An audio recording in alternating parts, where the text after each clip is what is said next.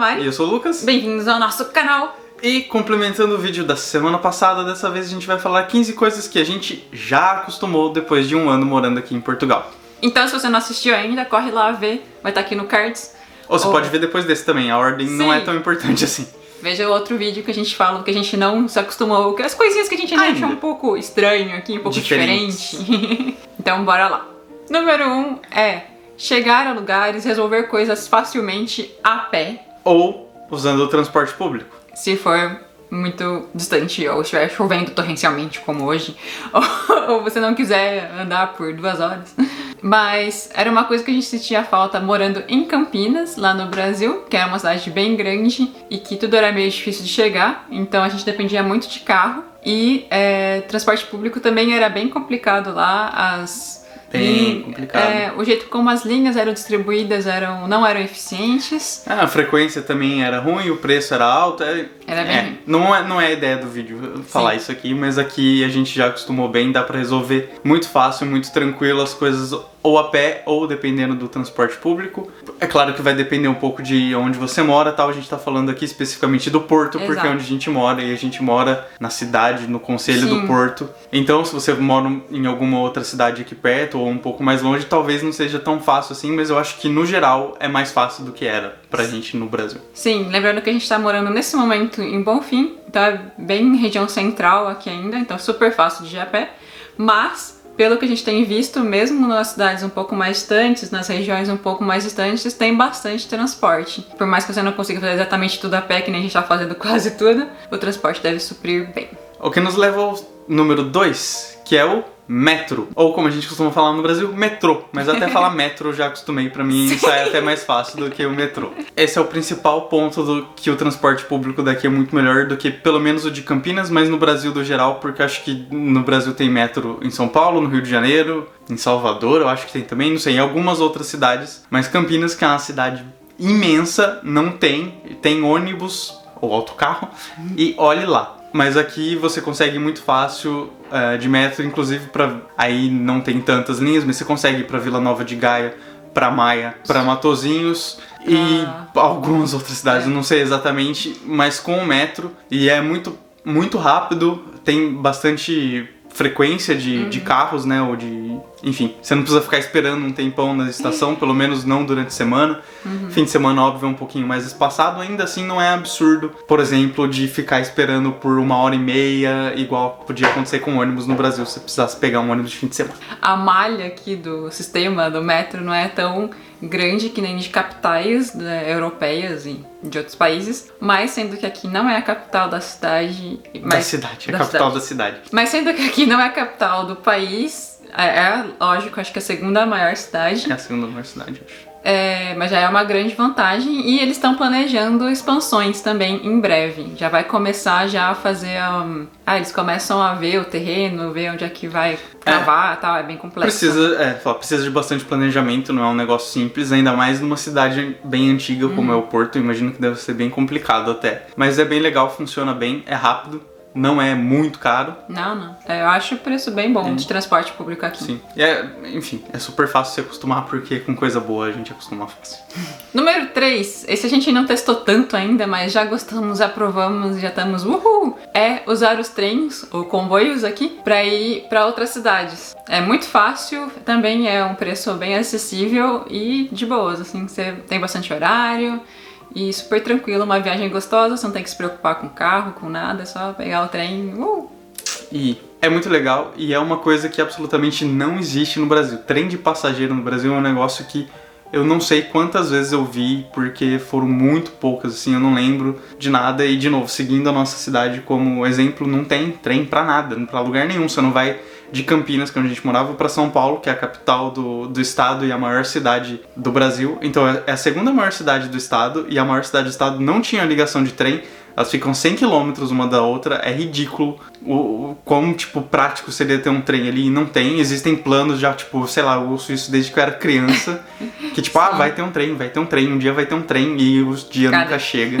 Quarto item, andar na rua à noite. é muito mais tranquilo. Eu diria que, tipo, eu não fico totalmente tranquilo, é sempre bom ficar um pouquinho atento e tal, mas, né, nada é 100% perfeito. Mas ainda assim, é muito mais tranquilo, muito mais sossegado. Já teve várias vezes que a gente tava aqui, principalmente quando podia sair de casa, a gente andando e eu comentei com a Mari, falei, sabe quando que eu ia passar nessa rua, a essa hora no Brasil? E sair daqui vivo? Nunca, assim, né? Ia ser muito... O risco de acontecer alguma coisa seria muito maior. Aqui é muito mais sossegado, a segurança é muito melhor. E como ele diz de não passar nessa rua, porque aqui tem muitas ruinhas estreitinhas, Sim. velhinhas, aquela ruinha que você... essa ruinha é meio estranha aqui. Sim, e não é... E a ruinha não é estranha, Não, é uma não. ruinha normal. Mas no Brasil a gente associa com, tipo, não é tão bem iluminado, é meio esquisito, assim... Muito estreita. Muito estreita, pouco movimento... Você já fica tipo, será que eu vou? Será que vai dar ruim e tal? Mas aqui você pode ir bem mais tranquilo, Sim. muito mais sossegado. É muito legal isso. Número 5. É conseguir tirar, sacar, ou como eles falam aqui, levantar dinheiro com muita facilidade. Como a gente já comentou, acho que até no último vídeo, alguns comércios ainda não aceitam cartões e tal, então às vezes você realmente precisa ter dinheiro na mão. Dinheiro na mão, confusão. Né? Dinheiro na mão, é vendaval. E aqui é muito fácil, eles têm os caixas eletrônicos aqui, aqueles ATMs. Que eles chamam aqui de multibanco. Ah, sim, porque é o sistema daqui, né, o multibanco. É, exatamente, é como chama A rede como os aqui. portugueses chamam o caixa eletrônico. E tem em toda parte, tem tanto na rua, que se vocês já tiverem viajado pra Europa, vocês já devem ter visto, porque tem em vários países. Ou se você já assistiu um filme, Também, lógico. você já provavelmente já viu isso. Mas você tá andando, tá tipo lojinha, lojinha, caixa, lojinha, lojinha, fica na parede mesmo. Sim. Ou dentro de estabelecimentos, como mercado, sempre tem, shopping, sempre tem. É muito prático. No Brasil isso era mais comum, os ATMs. Nunca vi na rua igual tem aqui, tipo, grudado na parede externa de um prédio, simplesmente assim, eu nunca vi lá. Mas em estabelecimentos assim tinha mais. Até que começaram a explodir os caixas eletrônicos para roubar, obviamente, o dinheiro que tinha dentro, ou até levar o caixa inteiro.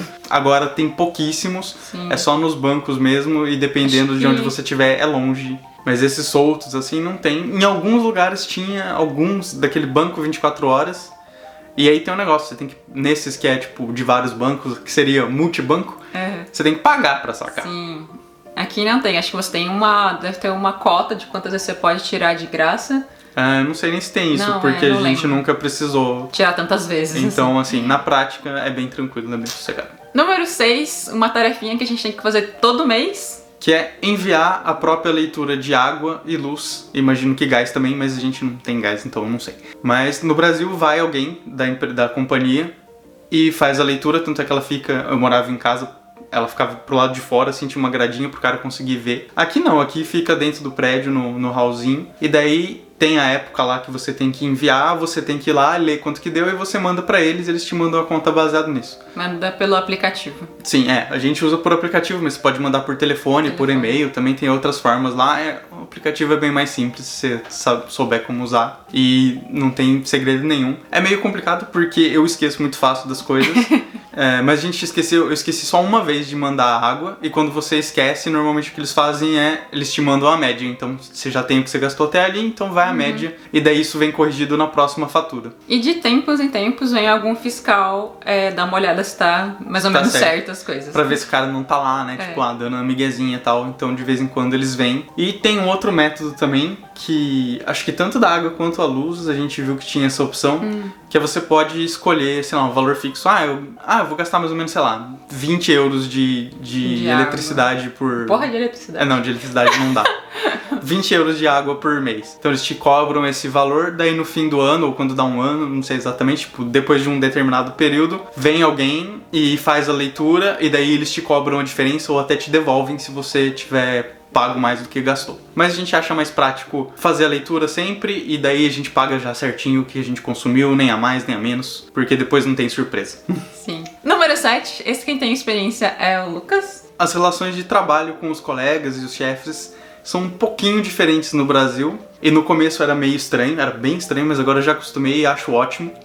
Que aqui eles não ficam cheios de dedo, enrolação, não sei o que, o negócio não tá bom, o cara fala, tal coisa lá não ficou boa, tem que fazer de novo e tal. E aí é um pouco, né, você chega aqui, não acostumou com o jeito do pessoal, o cara vem falar um negócio meio assim pra você fala, fiz merda, eu vou ser mandado embora, pelo amor de Deus, preciso arrumar isso agora. E, tipo, você acha que o cara tá putaço com você, e não é, é só o jeito deles, eles são diretos e tal. E por que eu falei que isso é bom? Porque no fim das contas você resolve o problema muito mais rápido, você simplesmente comunica o que tem que ser comunicado e as pessoas resolvem, ninguém se ofende, ninguém acha que você tá pondo defeito no trabalho deles, e simplesmente você faz o que tem que ser feito e resolve as coisas de um jeito muito mais fácil. Só precisa acostumar um pouquinho. E isso até fora do trabalho também. Eles costumam, no geral, ser bem diretos. E é só o jeito mesmo. Eles não estão achando nada ruim que você tá fazendo, a não ser que você esteja fazendo alguma besteira. Se você mesmo. estiver fazendo merda, eles vão achar ruim com razão. Então não faça merda. Mas geralmente eles vão falar as coisas diretas, sem floreios e... quer resolver sempre essa ideia mesmo. Vamos resolver o mais rápido e mais fácil que puder. E isso até, um pequeno bônus aqui, que eu já vi brasileiro e pessoas falando que português é grosso, ou que ouviram falar que português é grosso e tal. Isso não é verdade. Eles são, como eu disse, diretos. Então se você tiver perdido lá na cidade e perguntar para um português: desculpa, por favor, como que eu faço para chegar em tal lugar? Aí o cara fala: você pode andar aqui, tipo, você pega a segunda direita e anda num tanto tal, ou você pode pegar tal ônibus. E daí você pergunta pra ele: mas não posso ir de metro? Aí ele vai te falar, não necessariamente, mas né, pode ser que ele te fale algo tipo: se desse pra pegar o metro, eu tinha te falado que dava pra pegar o metro. E ele não tá bravo com você, mas se você perguntou pra ele como chega e ele te respondeu, por que ele teria escondido a informação do metro, sabe? Isso não faz sentido pra eles.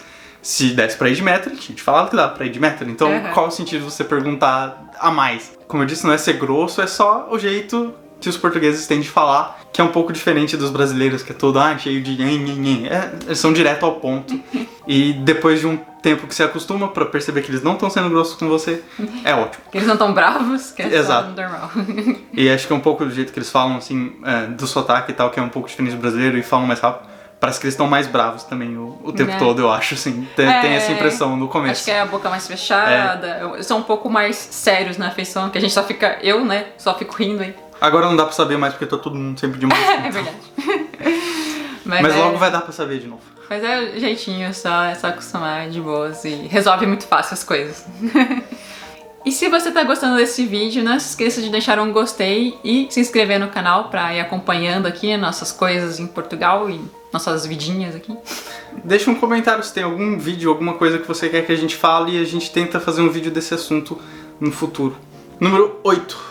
Pães. A quantidade de pães que você tem em qualquer pequena padariazinha, até na padaria do mercado. Você tem muita variedade, mais do que no Brasil. Lógico, a gente também tinha vários tipos de pães, mas como eu falei, em qualquer lugarzinho básico, assim, a padaria da esquina ali já vai ter muitas opções de pães. Sim, e pão fresco, porque no Brasil você tem lá o pão francês, que normalmente é o fresco, que é o que é assado ali na padaria. Desse tem pão de hambúrguer, pão de cachorro-quente e tal, nem sempre é feito ali, às vezes é embaladinho e tal, dependendo, principalmente padaria de supermercado. E no máximo mais uma baguete, uma coisinha simples. Aqui tem vários tipos de pão, coincidentemente não tem o pão francês, mas tem vários tipos de pão e eles são bem diferentes uns dos outros, e todos que a gente já experimentou são muito gostosos. É uma pena que não tem o pão francês, porque muito brasileiro adora esse pão. Eu pessoalmente não vejo tanta graça, eu gosto, mas por mim eu troco fácil ele ser o único pão disponível por aí por uma outra variedade de pão. De pães, de pão. E eles são muito bons, tudo que a gente comeu gostou. Você pode achar vários pequenininhos assim pra funcionar que nem o pão francês, um pãozinho mais individual. De lanchinho assim. Ou pães grandes também, e isso também nas padarias e nos mercados tem bastante. E você pode até fatiá-los. Exato. Um negócio muito legal que a gente já viu nos supermercados aqui, que você pode comprar tipo um pão um pãozão assim. E daí tem uma máquina que você, do lado ali, você pega o seu pão que você acabou de pegar ali. Aí você põe ela lá e você põe tipo, eu quero fatia mais grossa, mas sim, não sei o que, a máquina já vai lá e fatia o pão pra você, joga dentro do saquinho e você sai com o pão fatiadinho, fresquinho, pra ficar mais como um pão de forma, assim, não é exatamente isso, mas um pãozinho fatiado, fresquinho. É um pãozinho de forma caseiro ali. Pá. Muito bom. E tem desses também, grandes, tem vários, assim, em qualquer supermercadinho. Número 9. São as cervejas. Agora a gente vai falar um pouquinho de comida e bebida, supermercado e tal. Porque é o que a gente conseguiu viver aqui nesse ano. Sim, foi mais intensamente. Aqui é muito mais comum ter variedades diferentes de cerveja por um preço muito mais baixo do que no Brasil. Que no Brasil também tem bastante tipo de cerveja, mas a maior parte das cervejas diferentes, ou seja, se você quiser uma cerveja que não seja Pilsen de milho, vai ser ou de uma cervejaria artesanal ou importada, ou uma marca ali vai ser um pouco mais cara. Aqui tem as cervejas mais comuns, que as principais são a Superbock aqui no norte e a... Sagres. Isso. E a Sagres, que é mais no sul, eu não sei exatamente a divisão assim, mas é o que eu sei. Mas tem as duas em qualquer lugar, que são cervejas tipo lager, se eu não me engano. São as mais comuns. Mas mesmo assim tem outras cervejas diferentes, tem Bock, é fácil de encontrar, IPA, é fácil de encontrar de algumas outras marcas que também são grandes mas que não custam tão caro, são um pouquinho mais caros só do que essas mais comuns. E tem uma variedade bem grande, bem legal. Principalmente pra mim, que eu não gosto muito de cerveja Pilsen, eu acho meio sem graça. E eu gosto de tomar no fim de semana uma garrafinha e tal dessas outras diferentes. Então foi ótimo. Eu não gosto. Número 10. Agora a minha revanche. Pra vocês ficarem achando que a gente é alcoólatra. É o vinho. Em especial a gente toma mais aqui vinho do Porto.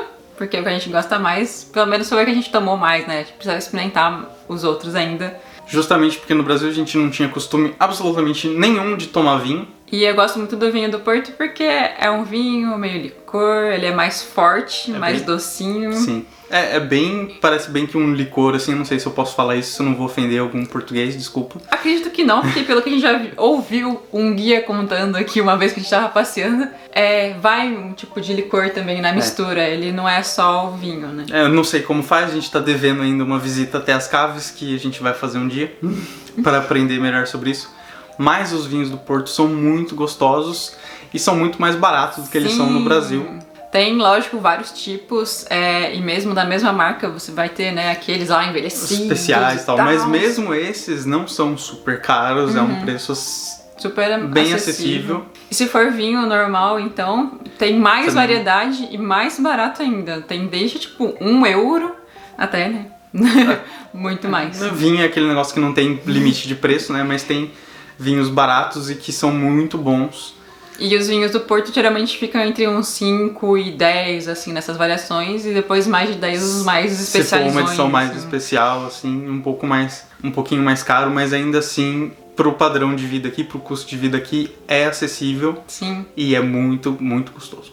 Número 11, um pouquinho mais de comida, que é comprar grãos já cozidos no mercado. O que eu quero dizer com grãos? Feijão, grão de bico, basicamente é isso. Mas tem outras coisas também. Isso não era tão comum no Brasil, na nossa vivência pelo menos. Geralmente a gente sempre cozinhava todos os grãos em casa.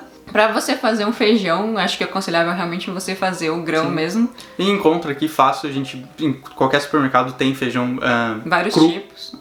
Só que aqui não tem muito panela de pressão e quando tem é caro. Sim, não é nada comum. E esses que já vem cozido pro tipo de coisa que a gente faz, que a gente não costuma fazer o famoso arroz e feijão do brasileiro, ele é muito bom e funciona muito bem e é muito mais prático porque a gente não tem que ficar cozinhando lá por um tempão o feijão ou usar a panela de pressão que seria caro. E a gente não tem ainda, como a gente tá se mudando, tá vendo as coisas, algo que a gente tá esperando um pouco mais pra investir, se a gente quiser. Se a gente quiser, se precisar.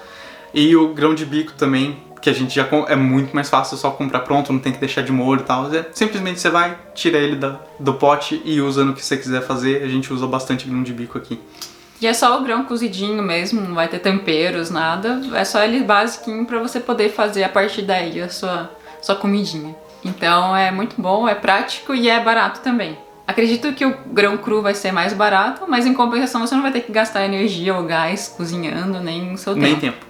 Então, compensa. Número 12. As marcas brancas aqui do mercado. Dos mercados. O que são marcas brancas, rapidamente pra você, se você não tiver familiarizado com esse termo, são as marcas do próprio mercado, digamos assim, não é uma marca conhecida e tal. É uma marca ali do próprio mercado. No Brasil isso existe também, mas não na mesma proporção que tem por aqui. Aqui tem muita coisa das marcas do próprio mercado e no geral, de todas que a gente experimentou, elas são muito boas. Sim. A maior parte das coisas são produtos de qualidade e normalmente elas custam menos sim do que os outros. Aqui inclusive tem um mercado que só tem produto da marca deles, que é o Lidl. Praticamente só tem produtos da marca dele. Algumas coisas muito famosas assim tem de marca, por exemplo, Coca-Cola.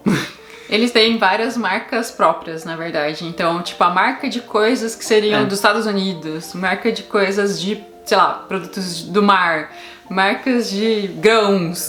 Mas no fim é tudo deles. E a gente sabe que no Brasil tem isso, mas não é igual aqui, que qualquer coisa que você quiser vai ter o de marca e vai ter o do mercado. Você pode escolher o que você achar que é mais gostoso, e se for mais barato, enfim. Vários no Brasil tinha o Dia, tinha no Macro. O Dia tem aqui, inclusive. No mini preço aqui tem produtos do Dia. É igualzinho. É igualzinho. Não tem, realmente, aqui tem de tudo. Praticamente qualquer tipo de item que você acha no mercado vai ter o equivalente da marca branca. E vai ser mais barato e muitas vezes é muito bom também. Sim. Número 13. Prometo que é o último que tem a ver com o mercado. É a falta de filas no mercado. Lógico, tem filas, mas elas andam muito rápido. No geral, são muito mais rápido do que a gente estava acostumado no Brasil. A gente não ia tanto assim no mercado no Brasil, mas eu sei que demorava. Principalmente se você fosse no Pão de Açúcar. Eu não sei qual é o problema do Pão de Açúcar em ter caixa. Mas sempre que a gente ia podia ser tipo 3 coisinhas lá, você tinha que ficar meia hora no caixa até conseguir passar. Aqui a gente percebe que a logística é muito boa, então se estiver realmente muito cheio, precisar de mais caixas, eles já vão abrir, vão tentar, né, dar uma melhorada. E os caixas, né, as pessoas são muito eficientes, muito rápidas, e você tem que, acompanhar o passo ali, senão você fica atrapalhando as outras pessoas. Às vezes eles são rápidos até demais, que a gente entra em desespero tentando guardar tudo e sair, porque eles já estão começando a passar as compras do próximo. Tipo, a gente tá embalando, aí eu paro pra poder pagar, o Lucas vai lá assim, e a gente tem que ir rápido pra sair, para as outras pessoas não ficarem esperando, né? Mas no geral, sempre que você pode não ficar em fila, seja ela do que for, é ótimo. Isso funciona muito bem aqui, pelo menos no mercado que a gente costuma ir, aqui perto, você vê que começa a formar uma fila e todos os caixas que estão abertos estão já com umas 2 pessoas ou 3. De repente abre mais uns 2, 3 caixas ali, esparrama a fila e fica só tipo uma pessoa esperando em cada um. Ou mesmo quando tá um pouco maior, você vê, puta, vai demorar muito. E rapidinho eles já vão passando e tal. A gente nunca ficou um tempão na fila, que igual já aconteceu várias vezes no Brasil. E olha que a gente não ia tanto assim no mercado. Então isso é ótimo e foi super fácil de acostumar. A gente já percebeu que essa agilidade também acontece em vários outros comércios, mas é que a gente tá pensando no mercado comum, que geralmente junta mais fila e que a gente acaba esperando muito tempo no Brasil. Número 14, voltando a assuntos de trabalho. São os dias de férias, que aqui tem uma lógica um pouquinho diferente que no Brasil. No Brasil, uma vez que você completa 1 ano de trabalho, você ganha lá 1 mês de férias. Aqui é um pouco diferente, a cada mês trabalhado você tem 2 dias de férias, mais ou menos, eu não lembro exatamente qual que é a proporção. Mas assim, ao fim do ano você tem 22 dias de férias. Então você não precisa trabalhar o ano todo para depois tirar férias, você já vai ganhando esses dias se você precisar. O que é obrigatório é que você, em algum momento, tire pelo menos 10 dias de férias consecutivos, e os outros dias você pode fazer o que você quiser com eles. Às vezes você precisa de um dia off para resolver alguma coisa e tal, e é claro que isso vai depender do seu trabalho e tudo mais, mas pela lei, você pode marcar tipo um dia, uma quarta-feira de férias que você precisa para resolver alguma coisa, e isso acontece bastante, e eles usam bastante isso também, já deu para perceber, e é bem legal porque você tem uma flexibilidade muito maior para marcar as suas férias, ao mesmo tempo que você tem aí esse período mínimo de férias que você tem que tirar para ninguém te obrigar a ficar tipo tirando suas férias picadinho se você não quiser. E aí eu não sei, depende, né? Minha experiência aqui é só com um empregador, mas é bem tranquilo quanto a isso. E eles são super tranquilos pra marcar férias e tal, nunca tive nenhum problema. Lembrando que o Lucas já falou um monte de detalhes aqui, mas não explicou que esses dias são os dias úteis. Eles não incluem os finais de semana e feriados que nem no Brasil, que vai passando tudo tipo um mês corrido, assim. Exatamente. Então na prática, se você quiser tirar as férias todas, você consegue ali um mês também, porque você conta só os dias úteis. Inclusive, se tiver um feriado no meio das suas férias, aquele dia de feriado não conta como dia de férias. Então você pode dar uma prolongadinha ali nas férias,